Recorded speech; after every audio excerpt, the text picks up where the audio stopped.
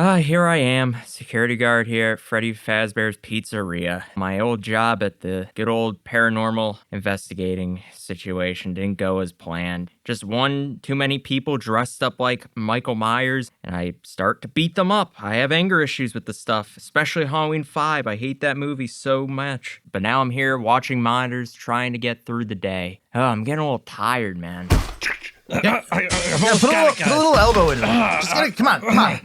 You're not doing it good enough. Almost got it open. Do you need the battering ram? I got the. Move okay, out the way. Move out the way. Here we go. Guys, Ready? One, guys, two. What? The front door is unlocked. Oh. All right.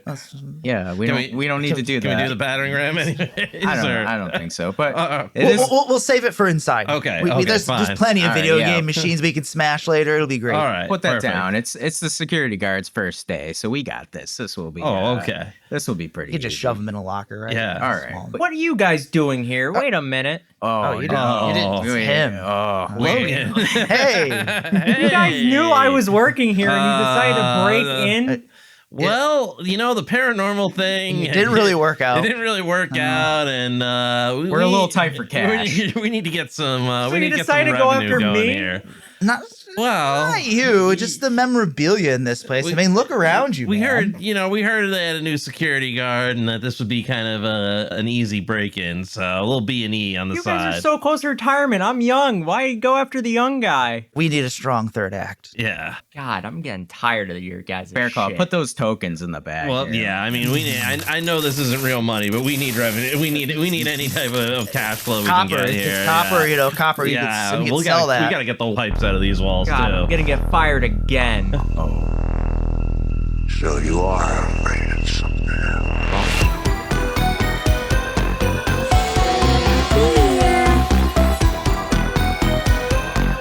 We all go a little mad sometimes. You don't know what death is.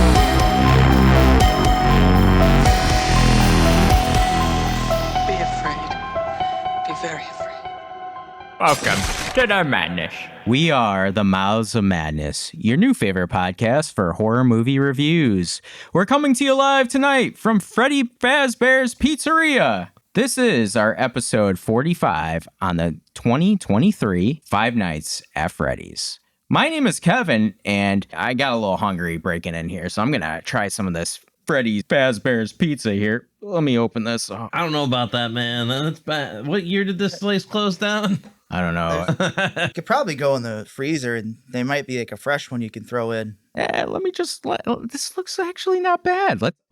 I mean, the preservatives they had in the 80s were pretty good, I guess. This is not a good choice. All right, let me Kinda introduce you to deserve the that. other members of Madness. Dan!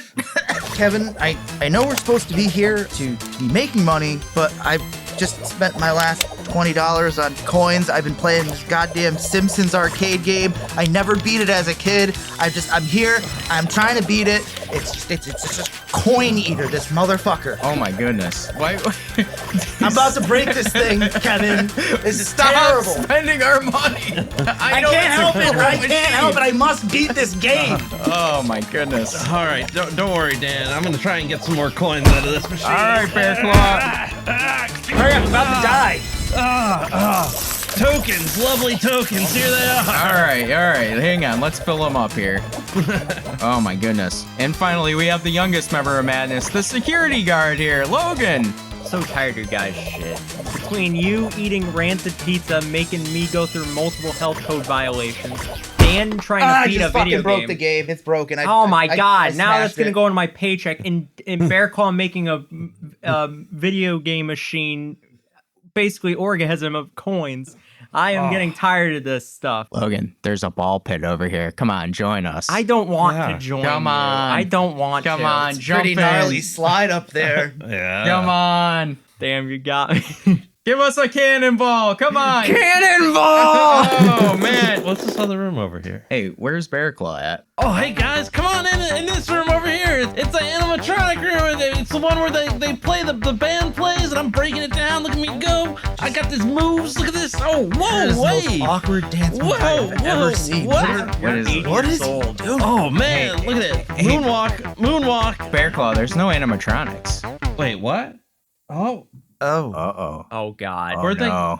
I swear they were God. here a minute Logan, ago. you had one job, was to You watch guys the are ruining animatronics my while we job. rob this place blind. Oh God, I'm getting so fired. There are a lot of other great horror movie podcasts out there, but what separates us from the other ones is that we're going to be giving you the older versus younger generation perspective. Myself, Dan, and Bearclaw were all born in the 1980s, while my son Logan was born in the 2000s. So this is the clash of the generations. Without any further ado, grab your favorite animatronic, pull up a chair, hold on to your childhood tight, and let's dive into the madness. We watched Five Nights at Freddy's from 2023. It's based on the popular video game series. The development of the movie actually started in 2015 under Warner Brothers Studios, but after many production delays, the film was transferred to Blumhouse Productions and finally released 8 years later. Whoa. Dude, I 8 years. remember. Oh, I guess we'll get into it, but I remember that fateful night in 2015 when I found out that it was going to be a movie.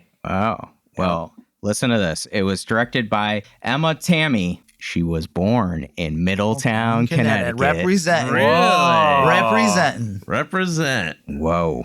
Yeah, and she did not like Five Nights at Freddy's. The screenplay was written by Scott Cawthorn. He was the creator of Five Nights at Freddy's. Also Seth Cuddeback and Emma Tammy. Casting-wise, we have Josh Hutcherson. That's a tough one to say. Oh, yeah. As Mike Schmidt. Do you know what he's best known for? PETA! From the PETA? Hunger Like Games, animal right? activists? Oh. Also known as Oh. No, I'm doing the Family Guy. PETA! PETA! But PETA. Yeah, from Hunger Games, Hunger right? Games, yeah. He was Yeah. also in like the journey to the center of the. He was known for Hunger Games. Bridge to Terabithia. That depressing kids book? Yeah, the They made a movie out of that? Yeah. He like played in a lot of like He was in RV. teen dystopia Oh, movies. he was. I Yeah, he liked was the RV. kid in RV. You didn't love know. that movie. Yeah, Robin Williams. He was basically the kid actor that everyone got casted like in every movie, and you know he was a teen heartthrob, and then he became what is canonically known as a daddy. Ooh, well. Well, The more you know. the more you More know. It also stars Elizabeth Lail as Vanessa. Do you know what she's best known for? Vanessa. Hello. Hello, you. Yes, she was in the popular series on Netflix, You. Oh, is that the one about the stalker? Yeah. Okay, yeah. Yep. You mean the stalker that everyone loved? It was canonically on Gossip Girl? All right. Yeah. The All more, right, deep cuts with Gossip Girl. All right. the more you know. Hey, the more you know. Logan's Well, giving you us can the tell- information. You can tell very much that we're in Logan's territory on this movie and very much out of our element. Well, back in our element, lastly, I have Matthew Lillard as William Afton. What's he best known for? Oh, I mean, SLC Punk, obviously. what? SLC Punk. Scream. Logan's got him as Like Scooby. Scoob. Serial Mom. Mm. He was in Also known as Stu. 13 Ghosts. 13 Yeah, Ghosts. 13 Ghosts. He was Yeah. great in 13 Ghosts. Ooh. Wow. We should cover that movie. Oh, yeah, that's got to happen. Five Nights at Freddy's had a budget of $20 million. As we were talking about a little bit earlier, We all got spoiled on how much money it Pre-production. made. the official gross of the movie is $297.1 million. Wow. On a $20 million budget. Well, we know what's coming. They've ordered a sequel, and they're going to get more. Currently on Rotten Tomatoes, Five Nights at Freddy's has a 33% critic score, but an 86% audience score. Wow, fan favorite, huh? Yeah, look at that. Oh, hey. What did Roger Ebert say about this one? Yeah, so Roger Ebert didn't have a review on this one. Can I try my best at He was- Roger Ebert? He was so moved. He was he's moved. He was speechless. He's rolling over in the grave. couldn't rate this one. I know Roger Ebert would give this a 2 out of 4. This movie unequivocally destroy, did it right. Oh, God. Oh my Word goodness. jumble. Well, this was Logan's pick for an episode. So Logan, why did you choose Five Nights at Freddy's for us to review? Well, it's definitely for Roger Ebert, my favorite person ever to hear about. No, I mean, funny story about Five Nights at Freddy's. Back in the day, back when I was just a young lad, I was perfect, nothing wrong with me. And then somebody got into my head and made me actually go in depth in a film theory episode about Five Nights at Freddy's. It's just a theory. Lord and behold, I was introduced to my very first rabbit hole because that instantly let me watch 40 hours long of lore into Five Nights at Freddy's that I couldn't escape from no matter how Had you hard I played the tried. game before that? And then right after that, I was like, it's time to play all the games. Oh, wow. So you got into okay. like the lore stuff before the I got games. into the lore Okay. before because everyone was so obsessed with it. And then quickly on, I was like, okay, this shit is cringe and I will never touch it with a 5-foot pole ever again. And then I learned that there was a movie coming out and I was like, God damn it, you got me. So I went back into the film theory realm and got myself into another rabbit hole of lore. So basically, my entire history of Five Nights at Freddy's is connected to the lore and nothing with the games. No, that's pretty cool. That's pretty cool. I mean, the games are fun and all. It's just, this had to be at least a decade ago, which is scary to think. But this had to be like 2006, and I played Five Nights at Freddy's for the first time. And 2 minutes in, I gave up Yeah. because I got jump scared by Foxy, and that bitch kept me up for hours at night. Because that, I will say, that jump scare is the scariest one of them all. Because that shit still haunts me to this day. I hate jump scares, and that's the reason why. I think like Five Nights at Freddy's for me was always like so interesting. It's kind of like how I see Terrifier in a way, where I'm like, Okay. God. like, I think it's like that community. Like, I see it and I'm like, oh, I really want to get into it. I really want to see. I get what you're saying. Yeah. But it's not like, I don't know, it's not my kind of thing. But I think it's so similar to Terrifier that I'm like, I want to get more into it. So by watching this, I felt like I was getting more connected to that world. I gotcha. Yeah. So like the kind of fan base in the world that. Yeah, I'm Those interested. are- I'm like, there's certain elements like Art the Clown and then like Freddy Fazbear and all the animatronics. But like, Yeah. as far as like everything else goes, you know, I gotcha for sure. And it's not just a theory. Film theory it's a game or theory. game theory. It's just a theory. They're Oh, on. both. Oh, Yeah, both. yeah. Technically, it's a game Big theory. fan of Matt Pat. Big fan of his videos. He Matt does Pat, some I pretty love good. you. He did some pretty good, cool stuff. Well, let's give you our overall thoughts on Five Nights at Freddy's. Now, this is on the movie, what we're going to give you. Yeah. Just to be. We played the game, but it didn't go well.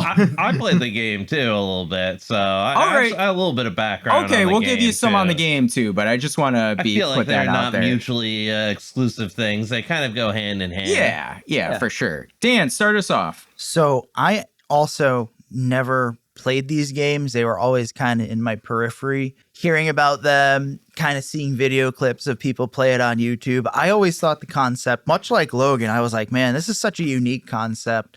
I like the idea of like, let's make Chuck E. Cheese a horror movie Yeah. or like a game out of it. Sounds like it's got legs on it. Right, right. It's just such a unique thing. And like, Logan, get out of my head, because I was also on the same train with like, this has Terrifier vibes. Choo. I don't know. I like What It- about it is like terror? it's I'm how curious. it's I'm how like- for me it's how it's structured to be like you're taking a trip down a rabbit hole. And this movie leaves things for you that make you want to see how far the rabbit hole goes. Like Terrifier, it has a brother-sister protagonist combo in Mike and Abby. These pair are dealing with a lot of adversity based in real life that humanizes them and makes me immediately care about them. I feel for Mike trying to do anything he can to help support himself and his sister while dealing with like this inner conflict of his loss of his brother. I like the Jim Henson Muppet Show aspects. And the costume design for the characters are kind of true representation of the game. I love that the movie captures like the aesthetic of the games, and like seeing the control room come to life with the level of detail is impressive. Matthew Lillard is one of those actors he's just fun to watch in any movie. Oh yeah. I like him as William Afton, and the Springtrap costume reveal is pretty badass. Did you play the games at all? No, I never played the games. Oh okay. They always interest me. Same reason I don't really like jump scare games. Yeah. Like I don't like them either. I prepare myself for them and I go, no, I throw the phone away.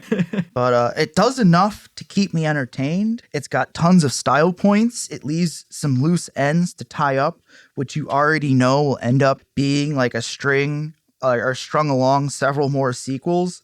which is why I say it reminds me a bit of Terrifier series in that they're using the same formula of long-form storytelling, character and world building across several movies, and I'm excited to see where these sequels go next. Like, it's just this nascent world that we're just seeing for the first time in like a theatrical setting, and now like we get to explore it more, and that to me it's like really exciting. Bearclaw, how about you? Before I did anything, so this has kind of missed me. I understood this was a very popular property. I knew that there was a lot of like streamers and really popular video game theories, but it's just one of those things over the years I just hadn't really plugged into, you know? Yeah. It would just, I thought the concept had legs. And so the first thing I did was purchase the first game and played it a little bit. And you know me, I'm a huge advocate of horror in video games. I was pleasantly surprised by the game. I thought it was interesting. I thought it was really had good jump scares. I thought it was a little basic, but it did come out in 2014, and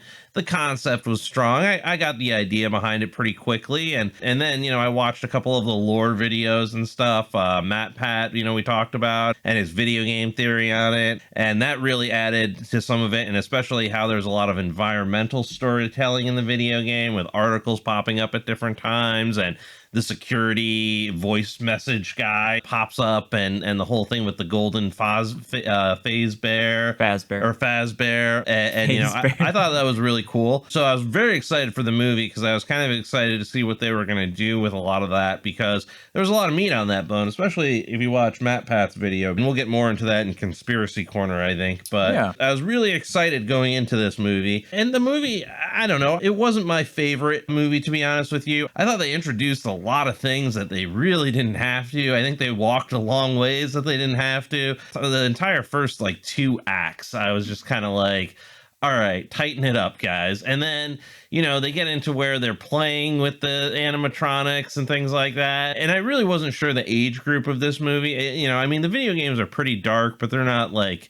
It was rated R. It was rated PG-13. That dark. So I was like, who? And I really can't stepped away from this movie going like, who is this for? They kind of almost tried to make it for children in a way, but like, then there's stabbings and serial killers and children getting abducted. So it wasn't really for that. So I kind of concluded it was for fans of the game, which I think is correct. And believe me, I think they should do this. And I don't want to rain on anybody's parade who really likes this, because I'm, you know, I'll be the first one to admit I'm a Bloodborne addict. I got involved in Bloodborne much the same way that it sounds like Logan got into Five Nights at Freddy's, where I heard a little bit of the lore and I was like, I gotta check this out. And then, you know, 1,000+ hours into that game and watching every lore video that has ever come out and philosophy of Bloodborne and reading the books, I'm really into that game. And it's just one of those things that I understand it, and I understand this.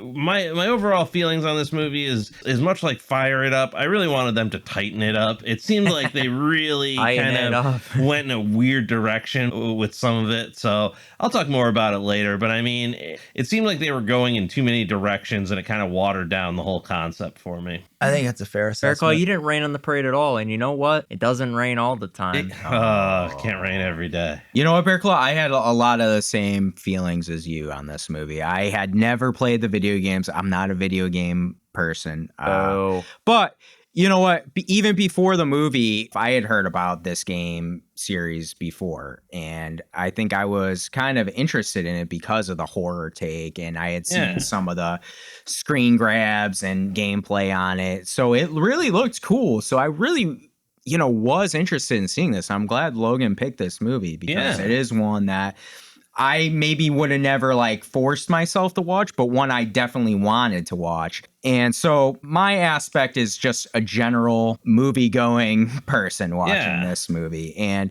so I'm kind of liking what Bearclaw is saying. This movie tried to do like a lot of stuff. Yeah. And if you're a fan of the game series and a fan of the lore, it's probably hitting all those beats for you. And adding some different... and adding some more. I would argue it misses some of the beats too, though. Well, there wasn't a lot of juice on the bone of the game.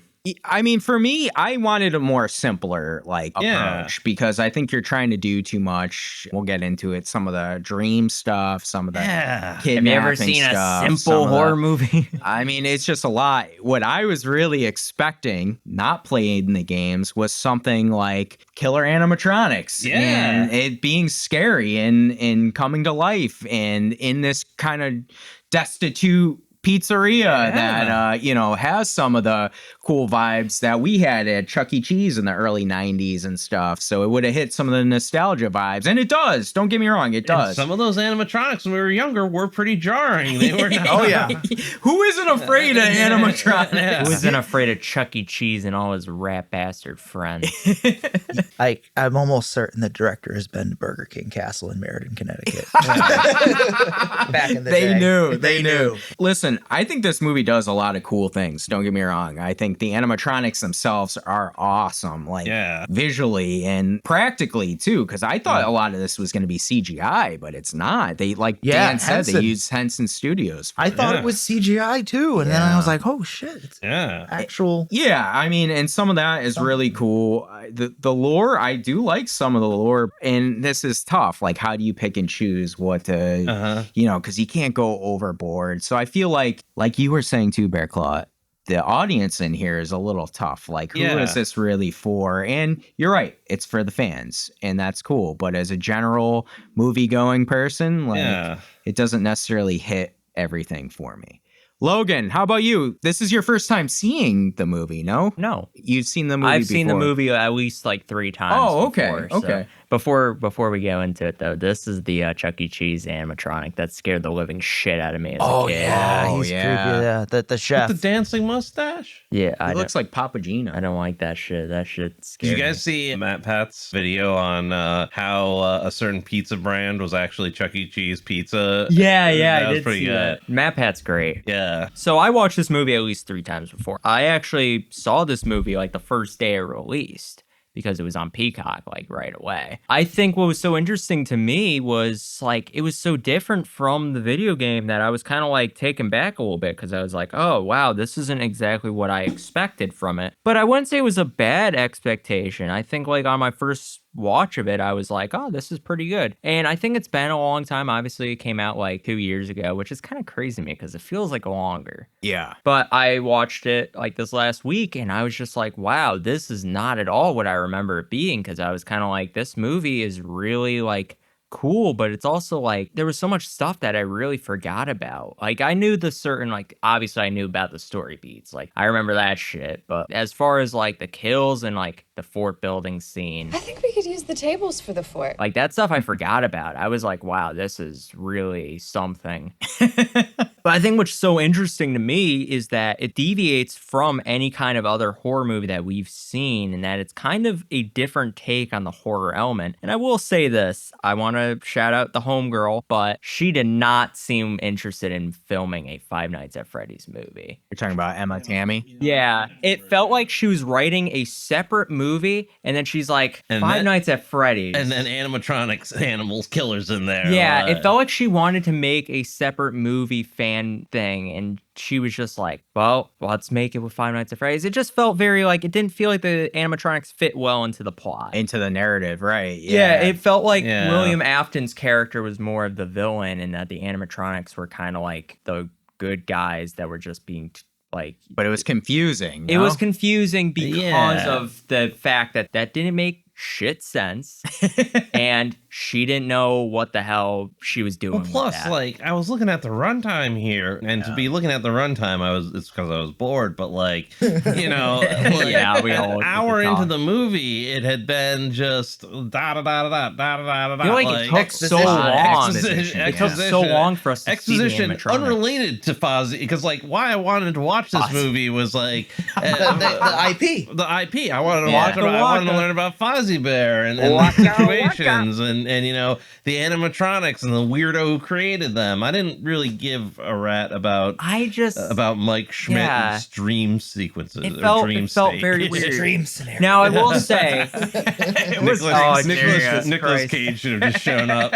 Yeah, I will say this did feel like it was written from the book. From what I know of the book, it is wrote out like the book, and I think that's what they were going off of. I just can't believe there's a whole book. Yeah. Somebody had to sit down there's and more write than that. one. Yeah, there's like a series ton. book, right? And they're in a series. They're like an anthology series, like Five Nights at Freddy's book. I think we just like completely underestimate how big this How nerdy popularity people are. of this IP is. Like, Dang, I guess I was watching like a Respect any of those book writers. timeline Why? on YouTube. I mean, they got a published book. I don't. Yeah. Putting time into a book like that shouldn't be a thing that people do. It feels like fan fiction, and I don't respect fan fiction. Why? That's cool. I don't respect it. I think it's creepy and weird. Dang. Well, Kevin slowly hides his Halloween fan fiction. Dr. Loomis and I was hoping Michael somebody would Myers. defend me here, but Halloween 5 Kevin sequel. How Halloween 6 should have been written. It's his script. Halloween 3. I'll as it just should have hide been. these scripts over here. How Halloween 5 should have been followed Oh up by. my god. I think like it's fine with me. I think there's so much in this movie that's interesting, and there's so much in this movie that just didn't get followed up with any information whatsoever. And that's saying something because there's a lot of exposition. Yeah, I felt like there was way too much. I want to ask you guys a couple questions based on this because I was thinking that this movie had a real good chance to be one of the scariest video game adaptations into a movie because Yeah. in theory, like It killer is. animatronics I in feel this like abandoned it's like a warehouse. setup. You Yeah. got a perfect shot here. You know like- what? This movie is just the beginning. And I think they knew that it was Yeah. going to be good. And that's why I think the second one and the third one and however many they make is going to get bigger and badder, just like Terrifier, where it gets crazier. And I actually do think the second one should be rated R and going forward because now the community Bores is me grown that up. this one wasn't rated Well, R. Somebody gets chewed in half. because It seems PG like- Well, that's how they show it. Yeah, and Yeah. I mean, do you think that adds to it because it's like PG-13, like It was meant, that's what the director said. The director, Emma, whatever, Emma Tammy? she said herself that she was like, this movie is built for the community that was kind of like raised with Five Nights at Freddy's. They kind of love Yeah. the game. So it was for the people that played the original game back in the day. Yeah, for sure. And I get that. I just think like this movie had a chance to be like the scariest video game adaptation. That's what I feel like. But like to your point, you had to appease a certain audience. So PG-13, I feel like it probably fell short a little bit of what it was trying to go to. But it does have some deep and scary themes like the kidnapping thing. The man who took them, he was a very bad man. Like that's a pretty So did Winnie yeah, the I mean, Pooh. well, the whole idea of them even like stuffing the bodies into the animatronic Yeah, suits but, afterwards. They did that just very- like, yeah, but like the game, it talks about this, and if you go in like Matt Pat's theories and stuff, there's articles that talk about how like the animatronics didn't smell right, and they had like stuff that was leaking out of them that was mysterious liquids and things like ooze? like, and nobody, and that's one of the that's one of the reasons that it was shut down. I mean, little things like that. I mean, that's canonical to the game. You could have put it in there. You still could have kept PG-13. It was just so they could market it well, and plus it's hard to get people in line for a rated R Five Nights at Freddy's movie when people are still like me back in 2023. What I was underage. Yeah. I was no, I Well, was 2014 Yeah, I was is underage. 2014 is when the game came out. Yeah. So 10 years from now. So anybody who played the game, likely between the ages I was of like 8 10. and 10. This is 10 years later. So I think you still could have gone for an R and been pretty successful with this. Well, one. Bearclaw, we got to point at the numbers here. $300 million. They Yeah, still I know. did. Any of them. I mean, right now, any of the points I'm going to bring up throughout this entire podcast, they can go, "Shut up, we made $300 million." Well, And I'll go, "Well, your face is made of doo doo," and that's You pretty got much pee-pee going to be. fingers. You're ugly and your mother dresses you funny is gonna be my Damn. response. Bearclaw throwing a tantrum. yeah, I mean, like now that they they have a $300 million box office, it stands to say that they now have a bigger budget too to do more shit. I And don't know. hopefully $20 that they- million ain't nothing though. and Jim Henson Animatronics. I mean, that ain't exactly B movie. True, but like with a bigger budget too, sometimes that's not necessarily a good thing either. But I don't know. Well, here's what I see right now for the second one is they have a budget of $51 million. double. And Yeah. guess what? Still PG-13. Yeah, They're sticking with it. Yeah, If it hey, worked one time, yeah, it's if got it to work works, again. It works. I want to get into the movie a little bit because right away I really liked the beginning of Yeah. the security Sets guard. the tone really yeah, well. Yeah. yeah, that was cool. That was like old school I horror love stuff. the Chekhov's gun too was so cool with the screw. Oh yeah, with the Oh, screw. man. And that was a scary scene too when he's getting that animatronic thing put on him. Yeah, right? what happened to him? Which one did he become though? That's I don't what think he didn't becomes get. anybody. I think they just kill the security guards They and just toss kill them. him. Oh, okay. Yeah, because they're a little too close. He was right? one of the bodies, Oh. and when they found the bodies towards the end, where he sees like all the bodies, like the babysitter and Hank there. Oh, like laying in that. Yeah, back he was storage laying room. there. So Yeah, and right away too, we get the cool Foxy Yeah. with the humming.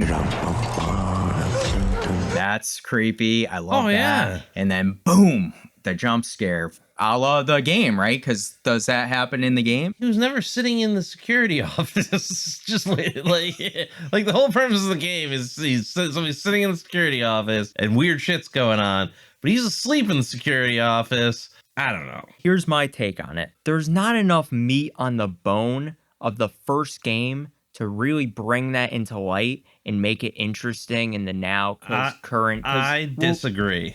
Well, what would you have him do? Would you rather have him awake and just seeing shit? I mean, did you listen to like Matt Pat's video? I mean, this goes to conspiracy corner, but there's a lot of evidence that it's based off of a shooting that happened. yeah, I know of the war. Like of that, and it's like, why couldn't it have been him in like a nightmare or like him in hell or something like that? Like, and it turns out that just too he's the much. one that killed these people at this Chuck E. Cheese, and like he's a security guard and he feels guilty about it. Take out Abby, take out all that other. I mean, cut, tighten it up, and like you cut all that crap out, and he's just this security guard. He's hired. It's kind of mysterious, but he's in this like otherworldly pizzeria, and like you have him like experiencing this crazy thing, and it's all about the people that he killed when he like just lost his shit as a security guard and went around, and like and the animatronics are like his victims, and the golden bear is like the one that didn't die in that shooting. And I mean,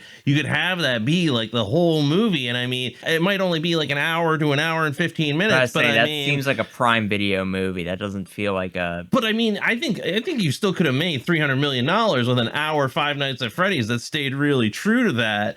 And like, you didn't need to like, what are we talking about? Dreams? Yeah. and stuff. I thought it was for? interesting because I think what was so cool about it is you don't know how much goes into it, because this watch through, I was kind of listening towards the dream theory stuff. And I got to say, man, I think dream theory is super cool. And though the dreamer remains asleep, he walks through memory as if experiencing it for the first time anew. Yeah. I think that for stuff sure. is like super cool. So hearing him talk about how he's like, the reason he went to sleep is so that he could find out more about his brother, because he trying- believes that there's more that meets the eye and that he remembers. Well, isn't he trying to like remember like the stuff he's forgetting? yeah. Yeah. You know, because like And he somehow believes he can like change it in the dream. Lucid dreaming. He thinks he can manipulate his dreams so that he can find further truths to what happened to his brother. Well, technically, there was Yeah. no. He still believes his brother's alive, and obviously, you know, his brother's. That was another dead. question I had. Is his brother alive? Where's his brother? His brother's definitely dead, bro. His I think his brother's brother's dead, dead, but like, yeah. is he one of the machines or not? we I haven't guess met one of him those yet, loose ends right? that I was talking I about. think you could. He tie shows those up in, right in like front Winnie of the Pooh. the fox, but the fox was clearly the redhead kid. So yeah, I was like, yeah, it's coming, right? Because they tease it at the end, right? It's like, come find me in the credit I thing. don't know if Oh. we are gonna get it in the next one, but I could totally see it being hinted at, because I do believe that like there is obviously a tie to that. Like, there's no way it's not just a coincidence that like he so happened to be hired to this job where the guy who took his brother is hired. It's like, symmetry. it's just what it's supposed to be. But I don't believe we're gonna see him. You know, so Bearclaw, what you were saying about myself too, I had the same thing, like, as I was watching it. Like, how do we tighten this up? Like, do we get rid of the dream stuff, blah, blah. And I think, honestly, this is, like we've talked about, this is setting up a bigger world. You know what I mean? So they are throwing a lot in this movie. But it's because it's the first movie, so they're trying to make you... They're setting the table. Yeah. Yeah, They're trying right. to show you what they can do and trying to show you what they might be able to do. I feel like you could have done that, like tightening it up. Like I said, I just wanted the animatronics to be chasing people down for 90 minutes. That's what I was looking for. Yeah, and I've heard Hey, expectations kill, man. I've heard that the one we really want to see is Willy's Wonderland. And you know, Willy's Wonderland is probably 90 minutes of the animatronics chasing people down with Nicolas Cage not saying a word. That's exactly what it is. I'm beyond excited. I'm gonna go watch that when I get home. I think what's so interesting about that is it's like, even though, you know, this isn't like your kind of movie, there is still a movie out there that does fit your description of like what you want. I think like, even though Five Nights at Freddy's isn't that movie, for me, I think it's enough to like, I'm satisfied towards that. Yeah. It is a shitty plot, but like, again, I don't think the director wanted to do a Five Nights at Freddy's. I mean, listen, if the people that are fans of Five Nights at Freddy's really love this plot, then don't 300 million. Don't listen to old Bearclaw here. Let me get you square on that. This is one man's opinion on the art as it is, you know? Well, let's get into some good things we like. I gotta ask, who's your favorite animatronic? We have Freddy, Foxy, Chica, Cupcake, Bonnie, and then we have Golden Freddy. I lost my shit when Golden Freddy showed up because I thought that was the coolest one. See, I didn't know who Golden Freddy was, so I was like, I thought it was this Freddy all fucked up? Dude, I love my I was favorite. kind of that too. Like, what's going on? I thought the kids were inside of it. What's going on here? Even the kid says, he's like, that's not Yes! Freddy. Not Freddy. It's time to go play. That was what I was gonna say. My favorite. I almost wrote it down. It's not one of my lines, but that's not Freddy. Yeah. I love that shit because being a fan of the original games, I know that shit ain't Freddy. I love it. I don't know. Chica creeped me out the most. Yeah, Chica. Chica was my favorite animatronic, I think, just because the bird Sex. thing, the bird thing. I'm creeped me out. I'm into female animatronics. What about Chica? Dude, that's the only reason people. What? Yeah, people are obsessed with Chica back in the day. I liked Foxy the best. I thought Foxy in the song. and, Goddamn yeah, I thought that was creepy. I actually like Bonnie the Rabbit, especially when they go after the Hank. Is his name Hank? The guy that ends up hiding in the closet, and Bonnie's always the one that's popping off, starting shit. Oh yeah, man. Logan, you like Golden? I mean, if I had to pick any of them, I would pick Balloon Boy. Oh, Balloon Boy. I love Balloon Boy from the moment I first started, because that bitch, I hate him. I would say, as far as like actual, I would go with the main man himself. I do really I love the eyebrows. The eyebrows Freddy. of Freddy are so cool. Yeah, I liked Freddy too. I thought that was cool. Like, Oh yeah. I had a question about Chica and the cupcake. Is the cupcake a separate kid, or Yeah, it is a separate are kid. they siblings? So Mr. Cupcake is basically best friends with Chica. All right, because I saw like there's like a picture, like all the little drawings, and they're together. So I was like, are they like a brother? Well, yeah, they're sister best thing? friends. They're like, they got really close. I just thought that's kind of like twisted. That there's like, not the a lot of- killer put them both into this like costume Like where like combined. they're combined. I mean, they just work Yeah. together because they're best friends. There's not a lot of like detail that goes into it, but off the games, they work together. Yeah, and I feel like I need to have a little bit of a public statement here. Chica's my favorite. There's no attraction. That is the least sexy thing I've ever seen. It looks like burnt Play-Doh. Millions disagree. I know you're exaggerating, but 40,000 scares me. Get out. it's okay, Bearclaw. I just want to. You're in a I just safe really place want to here. lay that out there. You're in a safe space. It was just because I thought the bird You're- animatronic was creepy looking. You know, Dude, there's some. Payman's a bird. We know. Yeah, Payman is a bird. We all do know we that. can't escape it. I think what's so interesting for me is the fact that Five Nights at Freddy's has so many characters, but not just like they're not done yet with characters. There's so many more that have yet to meet the eye. So where does this go in your mind, Logan? Like set up the next movie for me. What dream sequences are we gonna see? Oh, we're gonna see some scary dream sequences. One of the big things that I really want to see with the sequel, I know this isn't one of the questions, but I do want to pose the question to each and every one of you, like, what do you think happens? But for me, I think we're gonna set up a bigger threat. And there is a character in the Five Nights at Freddy's universe that is pretty goddamn cool, and it's the puppet. I love that. I'll show you guys a picture, but the puppet is the creepiest one of them all. I hate that bitch. He's in the marionette, but that's pretty much it. Like, Isn't that supposed to be Garrett? I don't think so. Which one was Garrett? The brother.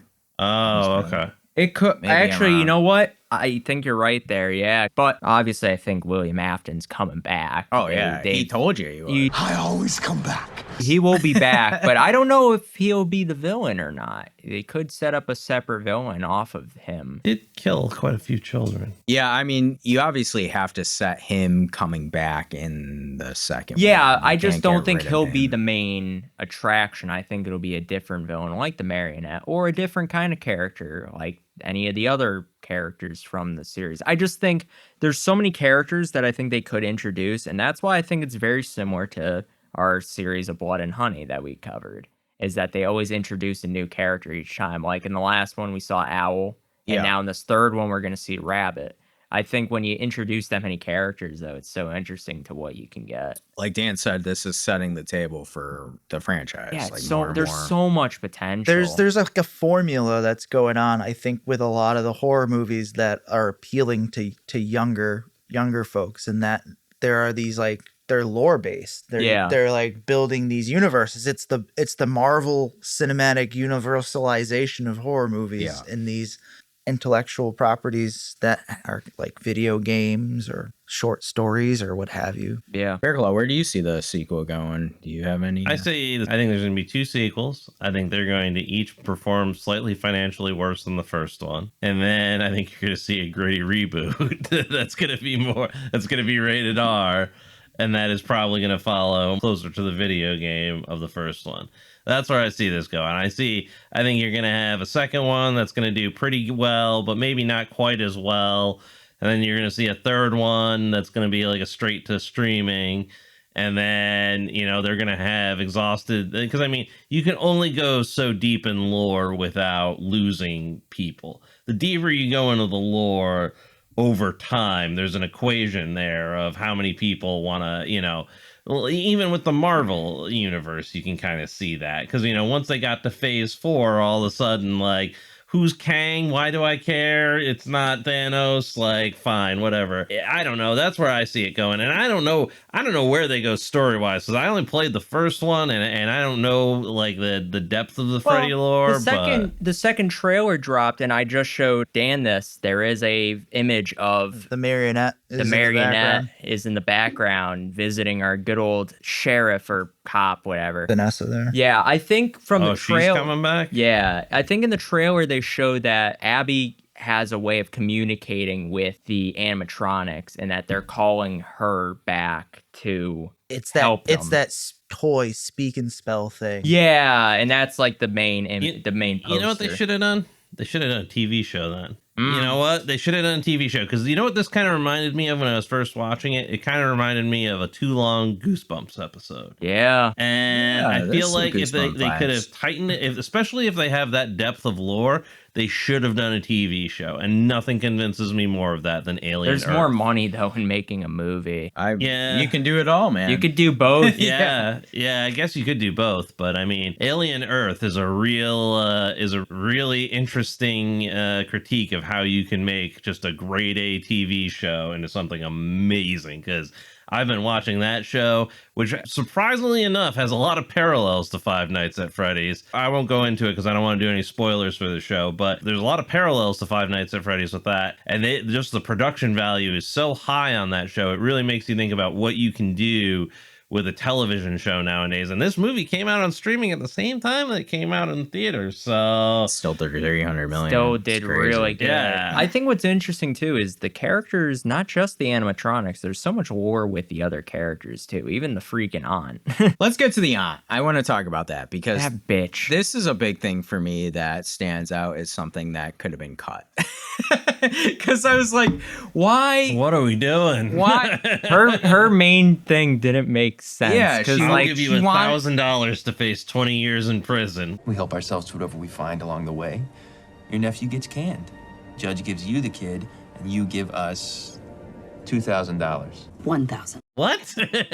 So her goal was to have custody of Abby, right? So the those state monthly checks would give her a check. She doesn't even care about Abby. All she wants is the monthly check from the state. The state's not giving a lot of money, are they? Yeah, you're not going to be living the high life on the amount of money you're getting for that, which is a crime in itself because you should be given an adequate resources to take care of a child. But Yes. still, Yeah, right. You know, net. It's kind of like, oh, you're after that golden rainbow. Times must be tough. This seemed like a pretty loose thread to me of a plot device to like why he needs this job at Freddy's and why like he can't get fired. What about the attractive cop who just shows up and is just randomly there and turns out to be not only a cop, an accomplice, and the daughter? Like, what? I don't know, man. Give me a hot cop. I'm in.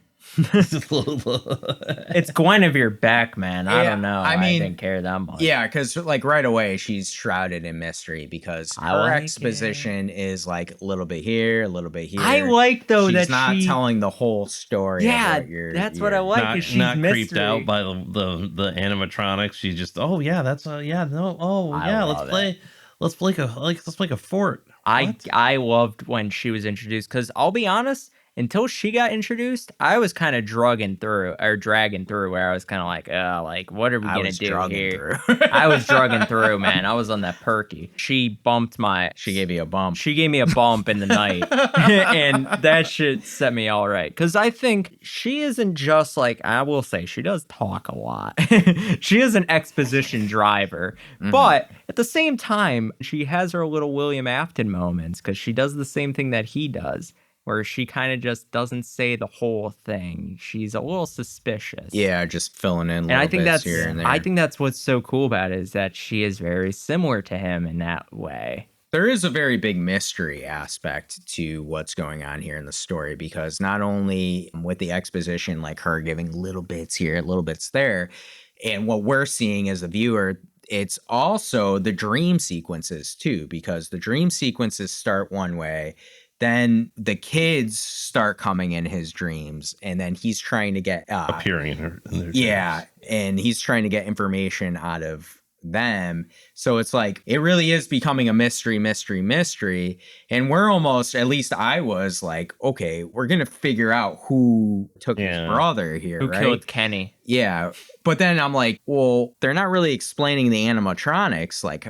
what's going on with these people? Like, what you said is true. The animatronics and stuff is kind of like the backdrop for the bigger mystery that they're telling here. Not everything has to be revealed, too. I mean, it does kill and also helps the movie a little bit because it keeps me interested in seeing another, but at the same time, it's like, Jesus Christ, you filled me with exposition, then you leave me, like, with nothing, really. 1 hour it took to get to I will say the deaths, like we had to get some deaths here, and like the way they get, like you said with the aunt, like, hey, I'm gonna pay you this money, go fuck up Freddys.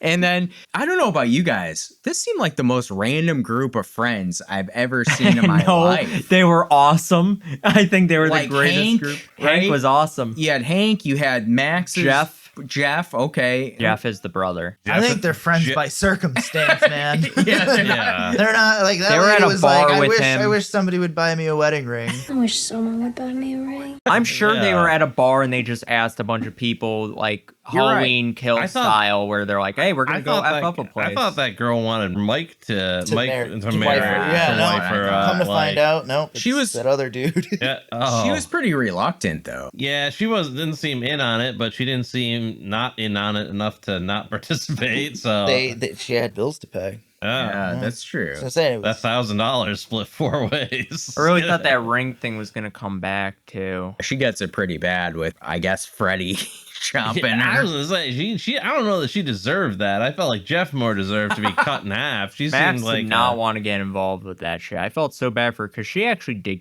care about those two. She actually felt bad for Mike and Abby. So it's kind of like, okay, you felt bad. You still broke into his place. We're going to kill you anyway. Here's a question I have, too. Was Abby speaking to the ghost children before he went to... Which one was it? Abby's the police officer? Abby's the daughter. I'm sure in the I don't dream, maybe she had a dream. She seemed to be communicating via art somehow.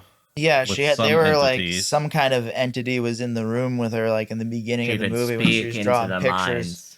She was like, "Oh, you're sitting on my friend." Sitting on my friend. Oh, yeah, that's true. Was that one of the boys? Like one of the Probably. kids? I mean, not boy. It could be a girl, too. But so that's kind of a weird dynamic, too. That, like Logan said, it seems like Mike was always meant to take this job. Okay, Yeah. I disagree with the take. Here is my take. And I was going to save this for later on, but I think I'll say it now. She was speaking to Garrett. Ooh. And that and the drawing that she drew of Garrett Getting taken. was yeah. him speaking to her to tell Mike to take the job. And that Garrett wanted him to follow to Freddy Fazbear's Pizzeria and follow the scent because he would get closer to taking down William Afton, which is what he wanted. Do you think William Afton, do you think like there was a bigger setup to get Mike to take the job? How did he become like a career counselor and like how did he get Mike? I'm sure. or- So he was surprised by the last name. Remember when he saw the last name? Yeah, he recognized And then he was the like, name. Yeah. oh shit. I'm sure he had that job as like, you still got to pay the bills. Yeah. His taking kids things is a side hustle and then like dressing up like the big rabbit. Yeah, my other question wasn't the kids like all taken from like the pizza place? Didn't they disappear from the pizza place? But then I guess he had to go to Nebraska to get Garrett. I believe, I don't know if this is true, but what I heard is Garrett was the first kid he murdered. Yeah, Yeah. Garrett was his first. Okay, so You it was always like the remember your trial. first. Yeah. But like to Logan's point, he knew who Mike was, especially at the end when he was about to kill Mike and he said, Yeah. I it's think the cemetery. Garrett was his first, and then he kept on going, and then he was starting to raise suspicion. He left, went over to wherever the hell this is meant to be, and then he bought Freddy Fazbear's, brought it up, and then started doing his business there as a cover. Yeah. And then once they found out about that, he had to shut it down and become a counselor or whatever to like pay the bills. I really liked the atmosphere of Freddy Fazbear's. Like, Oh yeah, I thought creepy in I there. thought the set design, I thought the environmental storytelling, I thought the animatronics were all fantastic. I really enjoed that. They did a good job. I enjoyed less the 5 to 10 minute scene of cleaning it up. I enjoy. yeah, especially a 2-hour movie. Like, we don't need to do this. So, I mean, with it too, right? The idea is, and this is what was the most confusing part for me. The ghost kids, through the animatronics, are controlled by William Afton, Yeah. right? I think it has to do something with the pictures on the wall. The pictures So- are the power. Which is strange because there was also like this like frequency thing that I thought like was happening too, like with the intercom, Oh, Yeah. like that turned them on. Like there was like this feedback loop thing.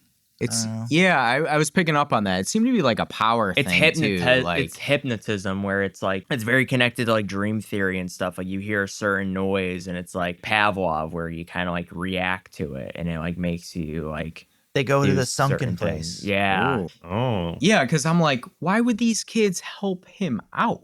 Because You they didn't Yeah. know that they were killed. They and then didn't know he killed until them. they put the picture up and then they're like, wait a minute, you killed us. See, I thought like the picture was some kind of like spell that he had on them or something like that, where like it made them think that he was their friend. But as soon as Abby, being another like attuned to this mystical haunted force or whatever, was able to kind of override that by putting that picture up there. Yeah. That's kind of how that's how it read to me. You can't deny that there's some element of magic to this movie. I mean, some type of like alchemy or something like that. Kids are possessed by Demon robot children. No, they're not demons. They're ghosts. Dreaming You know, there's a Freddy that comes for you in your dreams too, but he's Prime time, bitch. he's He's a little bit different. Yeah, but like, isn't like the golden Fazbear? Like, doesn't he Fazbear. not, or Fazbear? Doesn't he like not like exist in like? He's like a ghost. He's kind of like a ghost. I'm not gonna say anything because it's. But in saved this, he's for not my- a ghost in because this- the cab driver. The cab driver is a streamer too, but Corey I found that Kenshin. out. Yeah. I give him credit where credit's due. These guys who are streamers do a great job, and I'm a big fan of a lot That of guy streamers. retired like 40 times. It pisses me off every time because I think he's coming back, and then he's like, "I'm out for 7 months, and then I'll be back to do." I another." watch video game streamers, so I'm like, no hate there. I just didn't know him. So at the end too, we get the reveal that Vanessa, the police officer, is William Afton's daughter. His name is William Afton. He's my father. Which I already knew, but like, And has been complicit in this for many, many years. Well, so that's kind of the reveal too of like why she's not just telling Stockholm everything, syndrome. right? Of like what's Or going like on. considering she's a police officer, Like, get, more police involved. like serve and protect. but she had and- Stockholm syndrome because she's like, I won't be of any help Yeah, to I you gotcha. because I can't do it. Like, she's so scared of him that she can't like get involved. She's too scared to fight him. Yeah. I feel like maybe it would have been better if she was maybe like not a police officer then. Like maybe No, something because that meeker was- than a police Well, officer. I was questioning too, like, is she really a police officer? yeah, I Yeah, had that she same is. thought. Yeah. Like, She is because that's how they get the police away from that place. She got the job to kind of lure people that makes away, sense. and that's how Is she she got in the the games at security all, guards. or I've never She's played. not, right? No She's a created- characters that yeah. are from the original games except for the animatronics themselves. Well, Mike Schmidt's the name of the Well, guard. not Abby, not Vanessa, not the aunt, like any other characters. What about electricity? Can you zap him? And I know electricity was kind of a big theme in the first game because that's how you open and shut the doors and turn the lights them. on. You can't fight them. You have to survive them. Oh, isn't your power limited and you only have like Yeah, so many you only have a options? certain Yeah. amount of time. That's how I remember. you don't it. get tasers in any of the Now, games. in the No. later games, there are certain aspects where you can kind of play through, but those are less enjoyable because then it's like it's not Five Nights at Freddy's, it's like a video game, and I don't like that. I like to be in that kind of situation. There are different elements, so like in the second game, you can wear a mask that kind of protects yourself so that if they see you, they're not like, oh, you're one of us. But I think they're going to be using that in the second movie. Gotcha. We get the payoff too at the end that we see the yellow rabbit finally, which I thought was creepy. Like, him Yeah. coming That was the through. best part of the entire movie when he Yeah. shows up. Yeah. Oh, for sure. And like he's walking like all hunched over, like, and stuff. Yeah, I didn't know people could go in. At least alive people could go in those suits. That was interesting. Yeah, it was cool. And we find out that he is. I think the police officer should have suited up at least once, though. Yeah. She might. Ooh. Oh, Later game. I think for me, I probably should have put them down. Springtrap is the scariest one of them all because the hunchback and like him like walking out Yeah, like that holy was shit, creepy. man, that was creepy. And him talking too, him being able to talk, I was like, oh man, this guy is serious. Yeah, and we get the payoff that he is Matthew Lillard, which I guess was announced at the beginning when Matthew Lillard signed on to the role, but I didn't know that, so it was kind of a cool moment. No for me. one knows except for the people that followed Matt Pat's lore, and then they would have known. But like even at the same time, it's like you don't know what's gonna happen. That could have just been anything. complete surprise to me. I didn't know. Yeah, me too. So. I thought that Same. was cool. Did you like the ending? Did you think it was like a good like conclusion to this movie and sets up a sequel? What did you guys think? Because, you know, like he says, I'll I be right always back. come back. Besides the villains, I mean, it doesn't really set up a sequel for the heroes, though, does it? Yeah, Like- because Vanessa's in the hospital. Abby is asking at the end of the movie, she's like, they're lonely. Can't we go see them? And he goes, You never know what can happen. and they've already set it up in the trailer that they're coming back. It's hinted at they're coming back. Definitely. I think like to what you were saying before, like what do you think is going to happen in the next movies? I think Mike feels like he's probably has this resolution with Garrett having faced Afton. I think Garrett's probably going to come back. And I think you're right about him talking to Abby. And that's going to bring him back into like the fold with the animatronics. And then The animatronics are communicating with Abby. So there's that whole thing. Yeah, we have the unresolved thing with like what's going on with Afton and the animatronics in the pizza shop. Yeah, for me, it's all about them getting their retribution. And that's how most ghosts are portrayed in media, is that they are haunting people to get their revenge. And I feel like Mike is there to get them their revenge on Afton and finally putting him to an end. You know, it'd be cool too, a prequel. Yes. Yeah. The TV show, I could see that being like an anthology series. And that would be great. Start disappearing. There's like 4 TV episodes. Series. Yeah. Each one of them is one of the kids that disappears, and Matthew Lillard stars in it. Dan, I know you've seen it. I had very big Black Phone vibes from this a little bit, with the kidnapping part and stuff like that. And that is such another movie. and Pooh. Yeah, honey. You're right, for sure. I like the Pooh movies much more than this. Whoa. What? Yeah. Save that for hot takes. They were way better. I know, you love the Pooh movies. It's time for Conspiracy Corner. Does anybody have any conspiracies? I mean, I just love Matt Pat's conspiracy around this, about the original game being based off of an actual Chuck E. Cheese shooting that happened. There was 5 victims. There are 5 original members at Five Nights at Freddy's.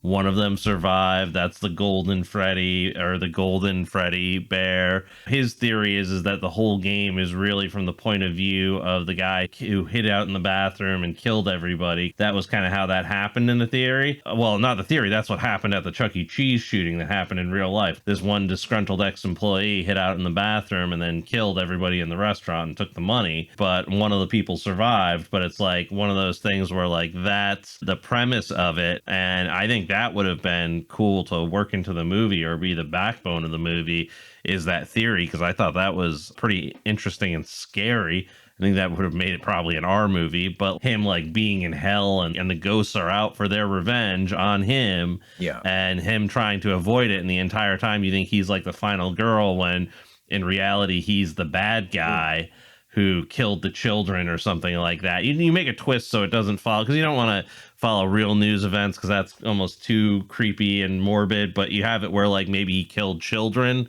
which is creepy and morbid too, don't get me wrong, but like you have it where he killed children and he was responsible for security, but he killed the children and put them in the animatronic. Then they were coming after him now, but he was like despondent because he was in hell. I thought that would have been cool. Maybe Matthew Lillard's character is the twin brother or uncle of the guy. I was trying to think of how this would line up with the Scream timeline of the Scream guy, of the same Matthew Lillard from Scream. You're trying to combine timelines. I'm trying to bring them together. I'm trying to weld them together here. But I don't know. I thought that would have been cool too. I don't know. But yeah, those are my conspiracies. I will say this ties into my conspiracy, is the second movie is set to have a couple of new characters introduced, such as the marionette and the balloon boy character. But there's also the toy versions of them, which are different versions, and they're more playful because the second one will have a different location, a sister location. The real community will understand that reference. But my conspiracy is that due to the fact that it is a franchise, do you think that there's different characters that are going to be played by different ghosts? Because I think it could be a certain, like, not the same ghosts are haunting, like, a different location. Because obviously I think, like, ghosts are pretty much tied to there. Are you saying so there's different Freddy? What if ghosts haunt the mind, not the location?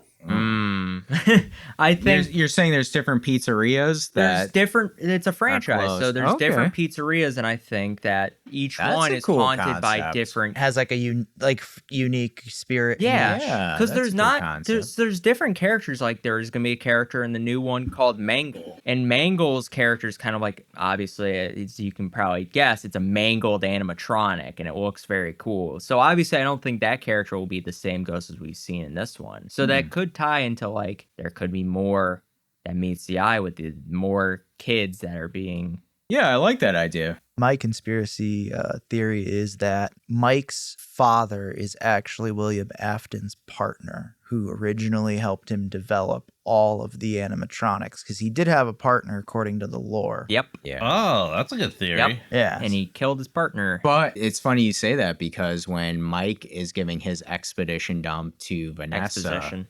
Yeah. he doesn't. Didn't I say exposition? You said expedition. Expedition unknown. Expedition unknown. When he's giving his expedition, now I can't say it. Exposition dump There we go. to Vanessa. Yeah. He says about his mom, but then he says something about his dad, like something off, you know. Yeah. Oh, yeah. That's kind of like a throwaway. He Yeah. just couldn't take it. Our mom died a little while back, and Dad, he couldn't handle it, so... It His could lead to original- something, yeah. His original business partner is Henry Emily, and he created the original iconic animatronics. And then Afton was like, well, shit, he stole my idea. When in actuality, he stole his idea. So it's like a... Yeah, so they could play into that. The sequel will give us some of that, too. Yeah. We're on to hot takes. I have a hot take, and it's, I think, for a sequel, maybe, but we were talking about like TV series and other movie ideas. I'm not a fan of them usually, but I think it would be very cool to see a found footage Five Nights at Freddy's movie. Well, they have the FNAF VHSs on YouTube. It's basically like little shorts. Yeah. Oh, I didn't know they're that. pretty There's so many fan films too, and I think you would like to watch some Oh, I fan like films. that. That would be cool, because I like the concept of like going through this pizzeria that's been abandoned and seeing different things that the characters don't see. Time to but go to we a see haunted 'em house. and things like that. Yeah. So I don't know. That would be cool. Any other hot takes? I got a hot take. My hot take is I think they went the wrong direction by making this PG-13. I think they should have made it PG. I think you could have reasonably taken a lot of the dark elements out of this and actually made something very Goosebump-esque. Like that level of horror out of this. I see what you're saying. I see what you're putting down. And I think you could have made something a little bit more family friendly and a little less effed up and a little bit less, and it maybe lighten up on the child being stuck in the animatronics, but just have haunted animatronics. Like there's levers that you could have pulled to make this a little bit more family friendly, and it would be like a fun, like Halloween Town kind of Halloween movie. You for sound like the kids. director of Five Nights at Freddy's when you don't understand the lore. And I think I'm going to take the film's side in this. I think it was good that it was PG-13. You could have left in all the Abby parts. They could have had a fort. They could have, the Five Nights at Freddy's, the animatronics could have turned out to be the good Five Nights at guys that Freddy's, were the under musical. the control of like some evil guy with machinations, and they could have just been animatronics without dead children in them. You could have really turned down the volume on everything, and I think made something a little bit more coherent and a little bit more mass appeal. Well, I don't know how it could be more mass appeal than this, but I feel like you could have, like, this was made for fans of the game, but I think you could have made something more generic. You still could have tightened it up, but I mean, you also could have turned it down a little bit, and I think you could have had a pretty good product on your hands. That's my hot take. I think we should see Five Nights at Freddy's versus the Hall of Slain. I want Tim Capello against. Oh my god! They wouldn't stand a chance. Oh my god! They wouldn't stand a chance against Tim Capello. I mean, just his like and Hollis. And Hollis would be coming at him with a wrench. There'd just be, so much blood. Can you imagine that? The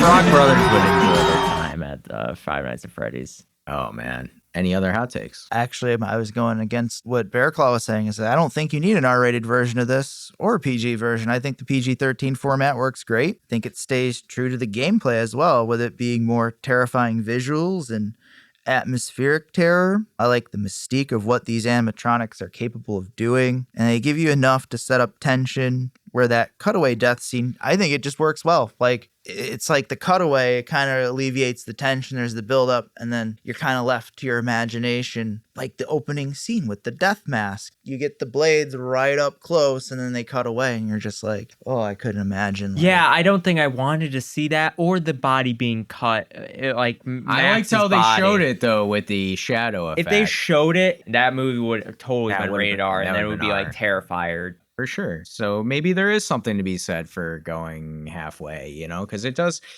leave some to the imagination. I hear what you're saying. I think my hot take is I actually liked that Mike Schmidt was giving his story because I thought it was funny.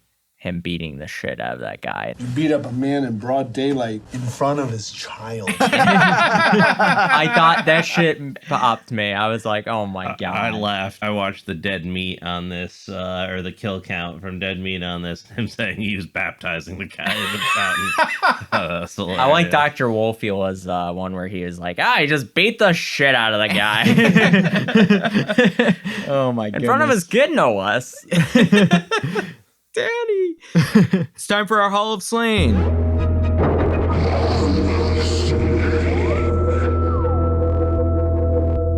Our Hall of Slain are characters that have died in the movies that we review that would help us get through and survive a horror movie because we are the final girl. Are there any characters from Five Nights at Freddy's you would like to nominate? I will take front runner at this. I think the best character in this is my boy Hank. Dang, dude, we are on fire right now. I got the same nomination. And Which one was Hank? Hank is like the bigger guy. His running he need skills. A tank. He need a tank. His running skills and the ability to push everything away and run right out the door. The guy who was willing to knock over, do a B&E for under $250. We might need cheap him. labor. That was Jeff. That was Jeff. That wasn't Hank. Hank was the big bearded guy. Yeah, but he also... Yeah, Jeff, I don't want Jeff. 250, yeah. But also... he lets you know where the killer is because he screams all the time. Yeah. When Hank is screaming, you know to go to the other direction. He's like our signal, you know, when we're facing we need a bat signal. And man, oh man, that guy is pretty much a So you guys are nominating Hank for cannon fodder? Is that my understanding? We need someone big. Meat for the grinder. Him and Hollis at the bar with Happy. We've been light on tanks lately. You're right. Yeah. You're right. We need a tank. We haven't had a bigger gentleman in a while. I don't know about this one, guys. I don't know. I feel like put him in the Logan wing. I don't know. Is he really going to add that much value, or are we adding dead weight here? I mean, one of our last entries was the lead singer of Offspring. I mean, do we think Hank is at that caliber? I mean, Max. Maybe Max. She was a sweetheart. All she wanted was a ring. She could babysit. Yeah, I need a babysitter. Again, somebody willing to Frog do a Brothers B&E and for under for probably much less than $250. Again, I'm gonna defer to the argument cheap labor. Cheap cannon fodder. I mean, listen, I won't oppose it, but I'm just putting it out there that, like, I don't know that this adds anything to the crew. I think it does. I think it. Hank is big. He can run. Are you fast. gonna shoot Hank down? I'll go with the crowd. If you guys want Hank in, I'll bring him in. But it's up to you, Bearclaw. You're the deciding vote here. You know what? I mean, he wasn't even brave. He wouldn't even be good cannon fodder. No, my heart. I have to vote with my heart on this one. He's coming with me. God damn, we gotta open up that wing. The Logan wing prevails. All right. Congratulations on your first tank. Thank you. More useless. Hey, you know what? I need a Your tank. tank who runs. You guys have Hollis. I have other tank. direction. Hollis is all of ours. Again, you're separating yourself. I am separating myself from him. Hank is my beloved, bro. Hank into Logan's don't wing. worry, we just have PhDs, voodoo doctors. You'll have you guys want on little kids and Hank. Nathan, here, so. Nathan, hit the clown horn. Yeah, you want the on? You could take the on. Oh my! I don't want the on. Yeah. There's no way we know she's alive or let's dead. see. You've got a rat. You've got two little kids. You've got Fred Willard, who's probably your best hope out of the bunch. What about Max? You don't want to nominate Max? No. We're all about the. I don't wheat, want not Max the either. chaff. All right. She's too dramatic for me. I want Hank. Well, it's time for hook, line, and stinker.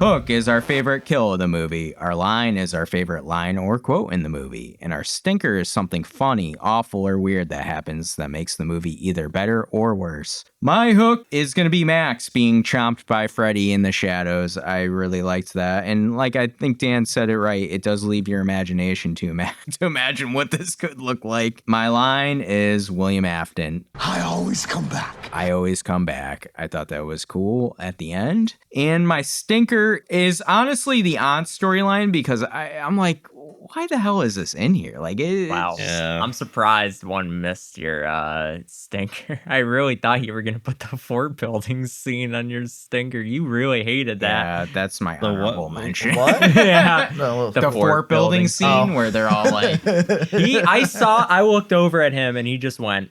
I don't know. Like, what are we doing What here? are we doing?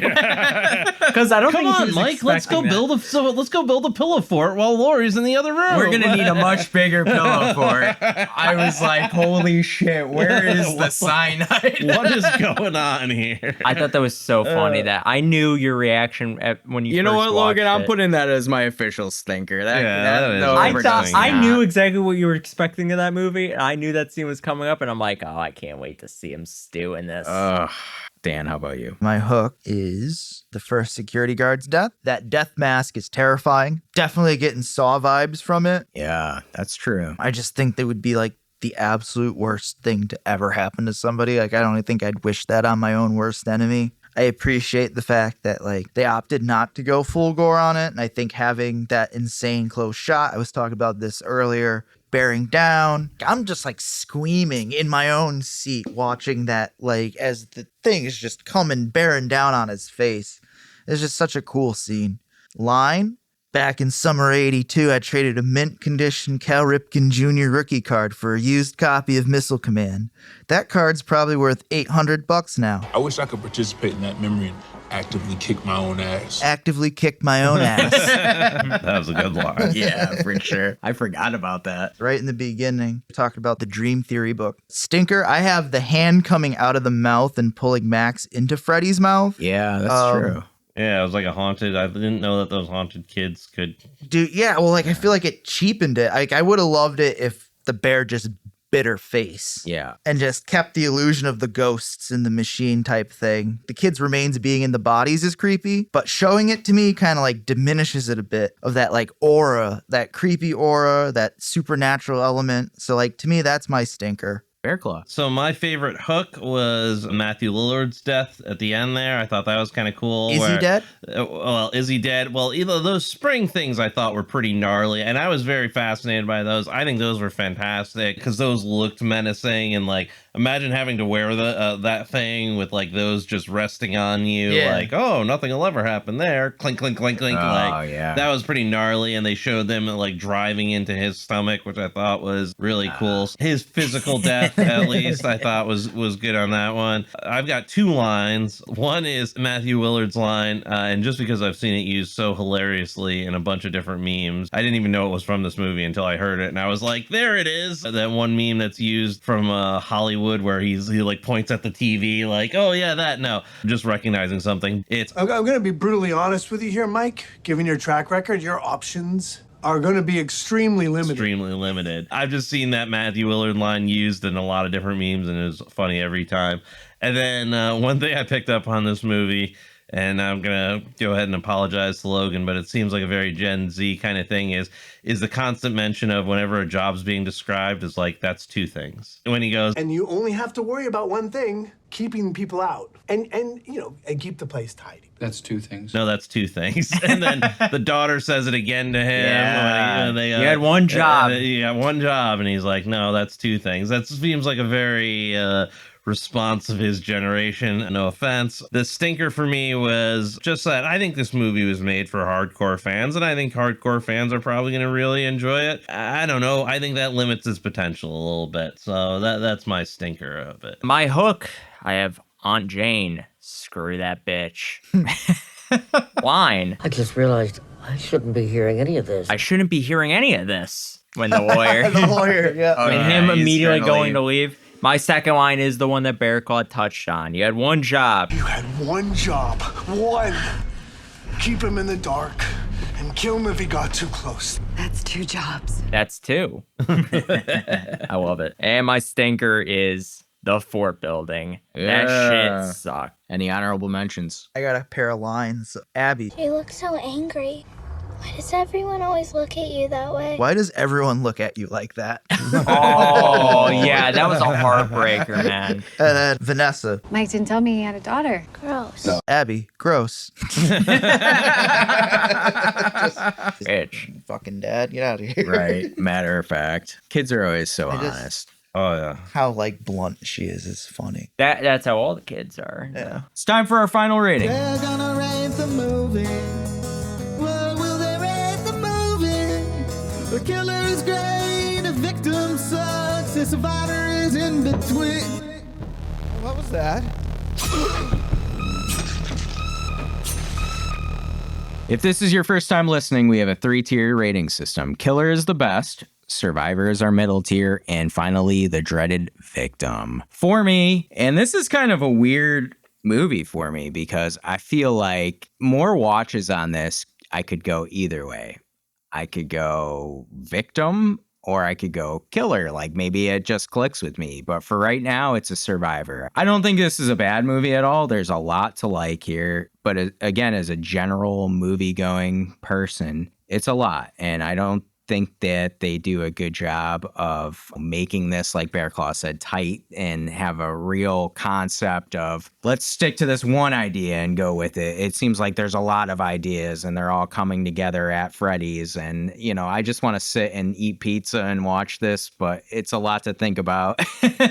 And it's not always a bad thing, but I just think that for me, it's just not for me. I really did have high hopes, especially seeing some of the video game stuff. I was thinking we would get something a little bit more scary and more animatronics killing people, but it turned out to be a little bit more dream scenario, and I'm not sure how to feel about that. But for right now, it's a Survivor for me. Dan, how about you? Insert sound of him farting. Oh. Did you just come? Did you just come? Did you just come? That's it? Glazer. Glazer. My boy. All right. I am giving Five Nights at Freddy's. Man, this is tough. Killer. I had a tough time with this too. I literally have a note that says knife's edge between two ratings. I'm going to stick with my original, what I have down here. I'm giving it a killer. Oh, I like it. Giving it a killer because it has me wanting more. It has me looking forward to seeing how the stories develop further. There are unresolved loose ends that need to be explored, like where's Garrett? Is he an animatronic? Is he alive? Is he dead?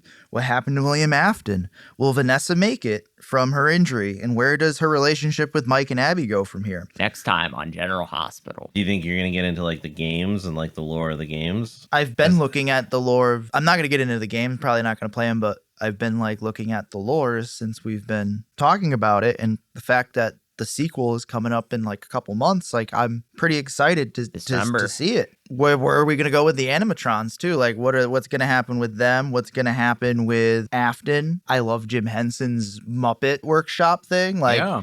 Bonus points for that. I can't knock their work. I think they did a great job with these characters. I like the two main characters, Mike and Abby. I think they're easy to root for. I'm invested in their character progression. I think it's a great rewatch for fans of the games, and it's got great like Easter eggs if you're into that for rewatching. I don't know if me personally, I would find this movie in my rotation on a consistent basis. I'm just more in it for like the exploration of the lore. It literally feels kind of like watching a YouTube lore video for like 8 hours, but they're going to make it a movie instead. Yeah. It's like they're taking that format and cinematizing it. Yeah, I see that a lot. Yeah. Bearclaw. I don't know. Where's the knife, Bearclaw? The knife's edge was not. Killer was not. Knife is in my bag. Was not in the equation for me. I don't think it does really anything well, to be honest. I mean, besides the animatronics, I think that this, and I don't want to rain on anybody's parade. I think if there was a Five Nights at Freddy's fan, I would tell them this is a must watch. I think they would get a lot out of it. But if I was at a horror con and somebody said they really enjoyed horror movies, I don't think this would even come up in the conversation. And that's why, for me, it was a victim. I was kind of between Survivor and Victim, but to be honest with you, if you had never heard of Five Nights at Freddy's and you watched this movie and you hadn't seen any of the lore videos or anything like that, I feel like you'd come away from it being like, okay, that was a thing that I saw. Like, I just don't think it stands on its own. Again, if you're a Five Nights at Freddy's fan, I think this is probably a must watch for you. And, you know, there are things that lore that I am deep into, like the alien lore or something like that, that somebody would watch some of that stuff and be like, this is stupid, but I would watch it and be like, no, tell me what happened in Prometheus, like that kind of stuff. So for that, I think I give it a victim, only because I don't really want to rewatch it. I saw the lore video, some of the lore videos. I just really didn't strike any chords for me. I think I missed the train on this one, so it's a victim. Logan, hands are going up. This is not cinema. Cinema. This is not cinema. Killer. Whoa. I love this movie. I think it's so interesting. I cannot fathom how much I was waiting to see this movie again, because I just really love this element of animatronic horror, and I love how it's portrayed. I love a video game being turned into a movie, and I love that it's a horror video game. I think I was really excited for this, as well as like another movie like Until Dawn, because I think the video game horror community, as well as like the games that they make, are so interesting. I think they could be turned into movies, and I think that they did a great job with this. The animatronics presentation alone is so good. I think the characters are really well backed up. Now, I will say there are certain moments of this movie where I did question a lot of the stuff, but I like that it makes me question it, because I don't like getting all the answers. Sometimes it's okay to not get the answers to everything, and I'm okay living in a world of mystery. I am fine with getting another movie because I'm interested in seeing another, and I think just from us talking for basically like most of this podcast about us wanting to see the sequel, like what's next and what are we going to do else with this, I think that's why I think this movie is set up for success, because it makes you want more. And $300 million, I mean, there's a reason for that. It's a well-built community with a movie that is really well shined through that lens of familiarity, but also giving you a different sense, like a deviation from the lore that we're given. Even though I will say the director did not make this movie out to be a Five Nights at Freddy's movie, I think that's why I like it, because there's more potential with it than just a cut and dry animatronic killing spree. I didn't want that. I wanted more out of this, and I like psychological movies. So I think this is what is really working for me, and I'm really excited to see what else Five Nights at Freddy's has in store for the future. If it is a anthology series, or if it is a movie, I think we got to ask our fans to email Bearclaw at thepaddedroom@outlook.com to let them know. I think you need to email Logan on this one. No, I think we need to torture Bearclaw a little bit more.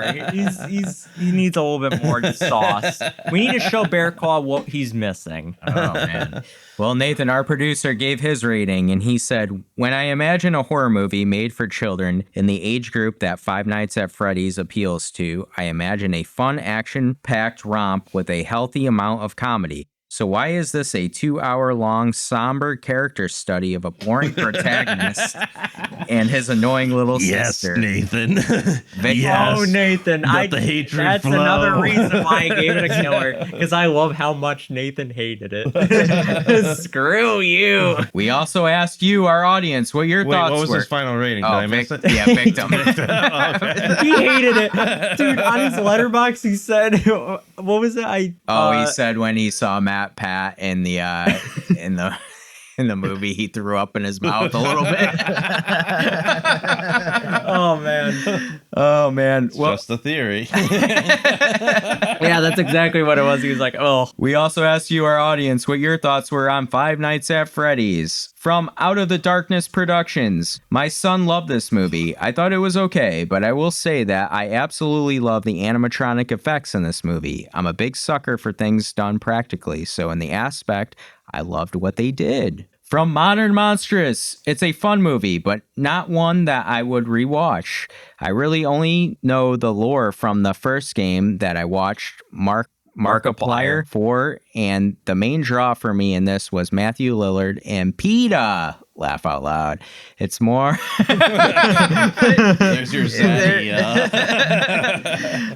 It's more of a kid's movie, in my opinion, but it's got some good scary moments and is a solid survivor. Ah, okay. From KL45678, I had fun watching this. I only had peripheral knowledge of the game, but I don't think it made it less enjoyable, and I was impressed by the things they added for fans when I found out about them. Some great songs in it. Yay for Elastica. I love the cupcake too. Probably a survivor for me. Everyone's a fan of Mr. Cupcake. Natalie_May_. I have a lot of feelings on this one. I never played the games, so I'm sure I missed many of the Easter eggs, etc. But it felt like they couldn't quite land on who the audience was. It holds back on kills and has a very YA feel, but then has some very dark secrets that are pretty heavy. I wasn't a fan of the main character and his story at all. This movie is a victim for me. I did like two things: creature design, sound design for the creatures, and of course Matthew Lillard, who is underutilized. I would agree with that 100%. Yeah. Matthew that's a Lillard good is take. really underutilized. I'd watch Matthew Lillard for an hour and a half. I think we all would. Yeah. From 321 Ghost Pod, isn't everyone afraid of animatronics for children? I think I'm afraid of anything with animatronics or children. From Dissect That Film Pod, it's a fine and fun movie. It plays it safe with the kills and doesn't play well into the lore of the games. The main plot should have been the main character's journey through his work week at the pizzeria, but instead we get something totally different, which in the end doesn't play well into the core story of a pizzeria controlled by evil animatronics. Thank you all so much for your comments. We really love hearing what you have to say, and it's so awesome. We got a lot of people rating this with our rating system. Yeah, always give your rating. We got 3 ratings, and we did it that way by design. You got to make a choice. There's choices. That's right. Life is full of choices, including ones that will lead you to Five Nights at Freddy's and have you fight animatronics. And if you're interested in commenting on any of the movies we review, go to our Instagram page at mouths.of.madness or write to us at thepaddedroom@outlook.com and we'll read them off on our next episode. Before we end the episode, we want to embrace the madness and let you all know what we've been up to. For me, we have a cool episode coming up in a little bit from now called Secret Madness, where each of us gets to pick 3 random movies and write them in a hat, and we pick out one and choose that for our episode. And I was doing some early planning because I want to pick some 3 good ones for us like to Santa choose Claus. from. Right. And one of the ones I had kind of thought about maybe putting in there was this old Hulk Hogan movie called Suburban Commando. Oh, I Tell you something about Hulk Hogan, yeah. Let me tell you, I'm deep into Suburban Commando lore. That was one of my favorite movies as a kid. Yeah, awesome. I love that movie. Have you seen it in a while? I have not seen it in a long time, but I watched it many times. Doesn't when I was hold up younger. on Let me tell you something, brother. I'm glad I watched this in advance because it wouldn't have been a good Secret Madness episode. Now that you say that, we should put it in Secret Madness because I think that's what There is very. I There's mean, not really any horror. yeah, I elements was to thinking it. of like a sci-fi element, sci-fi I mean, horror. what element. a suitor there turns into a pretty gnarly alien. Yeah, That's right, pretty there's cool. some- I even remember the villain's name. Yeah, Suitor. Holy shit. Let me tell you something I forgot about this movie is the music. Do you remember the music at all? Oh, not really, no. Dude, the music is like Looney Tunes-esque for this movie. I don't know, man. You're really selling this movie for me. You know, he does he does drink antifreeze. At a certain point, you go, He does. antifreeze, He brother. does send the Undertaker, like they go up like on a rocket through like several Yeah, he floors. jetpacks them up like, Yeah. and oh my god. Oh, no wonder you guys never speak. Yeah, because the Undertaker has a kid's voice.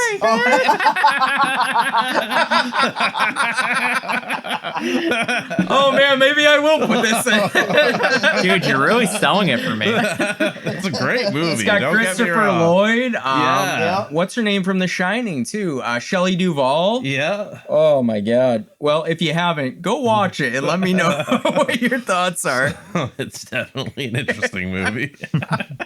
Dan, how about you? I don't really have much. I recently rewatched Super 8. Oh, I never saw that movie. Never saw never Super saw it 8. It's either. a J.J. Abrams movie. Basically, it's about this alien gets captured on Earth, and the military holds him captive, and Oh no, I've seen E.T.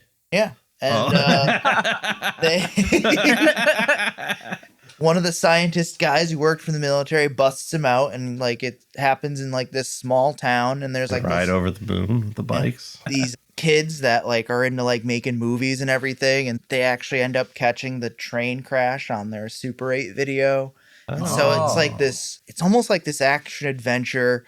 What does it take place in, like the 60s or in the 80s? In the 80s. Oh, Yeah. cool. I know that sounds like something pretty cool. It is. It reminds me. It's like a sci-fi version of the Goonies. Oh, all right. Yeah. You got me sold on that. You guys. Definitely check it out, though. No, that does sound cool. Fun one. Awesome. Bearclaw, how about you? I've been real deep in Alien Earth. Yeah. Let me tell you, that's a show. That's a great show. Timothy Olyphant playing synthetic. I don't know, just some real growing of the Alien lore. I'm a huge Alien fan. I love even the bad movies in that. So, I mean, it was really cool. I really enjoyed that. But, I mean, that's also got me on this weird, like, Blade Runner kick. Blade Runner, the final cut, for those of you who know, you know. You know, I've been watching a lot of philosophy videos on that. I've rewatched that a couple times. That's probably one of my favorite movies of all time. Have you read the book? I've read the book. Yeah, big Philip K. Dick fan, too. The book is not as good as the movie, if you ask me. But, yeah, so I've been kind of living in that world, which I don't know if Blade Runner would be. It has horror elements to it. The horror of slavery would kind of be, I think, one of the major themes of that movie. But Jared Leto in 2049 would be enough horror for me. Yeah, Jared. I still need to really sit down and watch 2049. I've yet to be able to do it without falling asleep. But oh, come on, that movie's awesome. No, I think it is awesome. I just haven't been able to do it without falling with Ryan asleep. Gosling. Yeah, I like that dude. one. Ryan Gosling might be in the Everybody top. loves that, and I think I should love it, and I don't know whether I just haven't seen it all the way through or given Dude, it its time. so good. Ryan Gosling, Harrison Ford, Ani de Armas. Oh, Yeah. It's just something so isolating. I about it. know. That's what, and I love. The best thing about the movie is the cinematography. Yeah. I love the cinematography, and I love the aspect. I just love it all. It's I need so to give it another watch. But So good. Blade Runner and Alien kind of, in my mind, happen in a very similar universe. All right, Logan. Dude, Ryan Gosling, I think, I'm so excited. He's got 2 movies coming out soon. He's got Project Hail Mary, which is a great book that I read, and that's coming out. And then he's got Starfighter, which is the next Star Wars movie.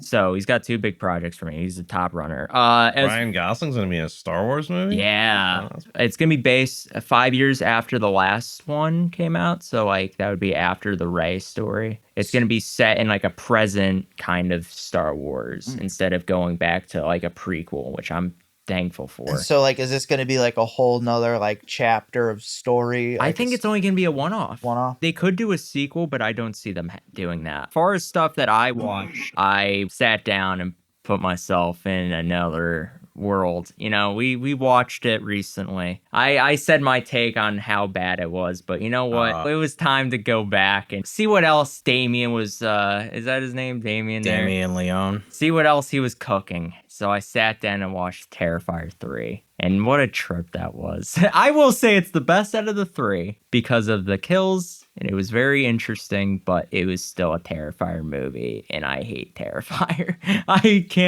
I can't stand Art the Clown, but at least he was a little bit better this movie. Yeah, I thought it was the best one, too. Same.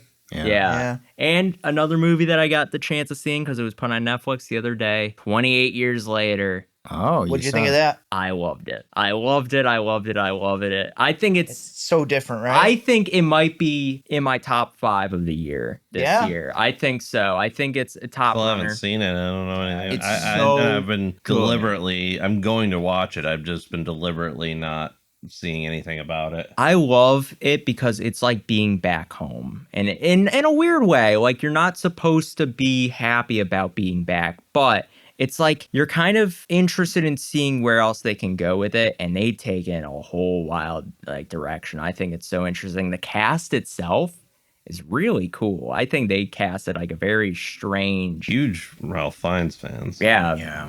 I think like Aaron Taylor Johnson for me was a real reason why I wanted to see this, because I think he was so interesting in Bullet Train and a couple other big movies. Wasn't he like the soldier? He was the father there. That he was like the main character. Oh, really? Yeah. He was also in Kraven the Hunter, but that wasn't very well received. The last thing I do want to touch on, I did end up getting Absolute Batman, the comic book I've been very excited to read for months now. This might be the best Batman comic I've ever read.